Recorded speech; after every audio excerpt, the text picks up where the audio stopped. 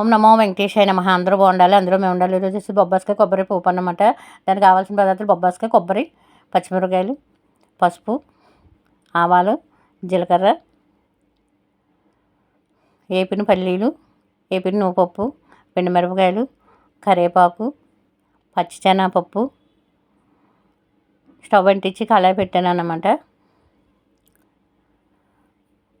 కారం వేస్తే మరి రుచి మారిపోద్ది. కారం వేయకుండా తగినంత సాల్ట్ ఇవి గుండ కొట్టేసి కచ్చాపచ్చాగానే వేసుకొని లాస్ట్ని వేసుకొని ఒక్క నిమిషం అలాగా లాస్ట్ పోపు అయిపోయాక లాస్ట్ని వేసుకుంటే మటుకు చాలా అంటే చాలా బాగుంటుంది అన్నమాట.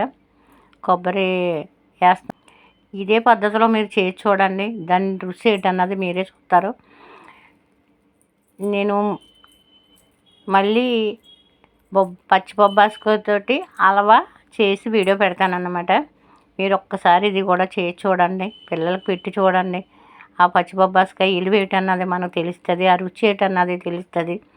నేను ఎక్కువ వీడియోలే చేస్తున్నాను అనుకుంటే దాని ఫలితం నాకు తెలుసు కాబట్టి నేను వీడియోలు ఎక్కువ నేను ఇలాంటివి తింటాను కాబట్టి నేను ఈ వీడియోలు పెడతానన్నమాట. నేను ఇలా పెట్టమన్నారని మార్చి నేను ఇలా వేసుకుంటాను గుంట అది కొట్టి అప్పుడు వీడియో చేయమన్నారని నేను కూడా ఈ వీడియో చేస్తున్నాను అన్నమాట అండి. నేను మీకు ఒకసారి ఇది రుచి చూసి నాకు లైక్ చేయండి, షేర్ చేయండి, సబ్స్క్రైబ్ మర్చిపోకండి. అయిపోయింది, బొబ్బాస్కాయ కొబ్బరి పోపు అయిపోయింది.